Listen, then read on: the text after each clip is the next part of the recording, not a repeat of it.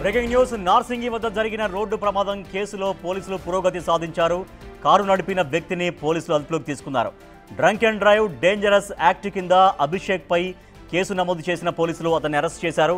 ఈ నెల 4న సిగ్నల్ వద్ద ఆగి ఉన్న వాహనాలను BMW కారులో వేగంగా వచ్చి అభిషేక్ అనే వ్యక్తి ఢీకొట్టాడు. ఈ ఘటనలో 2 వాహనాలు ధ్వంసం కాగా బైక్ పై వెళ్తున్న మహిళ తీవ్రంగా గాయపడింది. అయితే కారులోని ఎయిర్ బెలూన్స్ ఓపెన్ కావడంతో అభిషేక్ ప్రాణాలతో బయటపడ్డాడు. ప్రమాదం తర్వాత కారును వదిలి పారిపోయిన అభిషేక్ను పోలీసులు అరెస్ట్ చేశారు.